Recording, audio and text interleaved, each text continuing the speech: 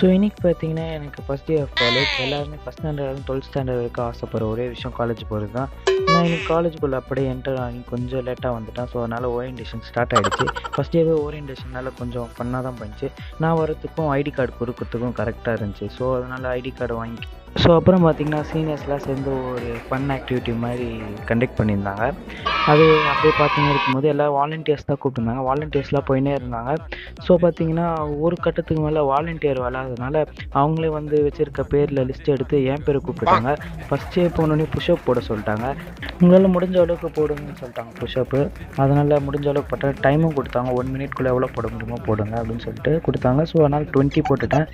வெளியே வந்துட்டேன். அப்புறமா வந்து கொஞ்சம் பசி எடுத்தேன்னா காலையில் சாப்பிடல. ஸோ அதனால் வந்து முன்னாடி ஹோட்டலுக்கு போயிட்டு நல்லா வெளுத்து கட்டிட்டு சாப்பிட்டு வந்துட்டேன் கைஸ்.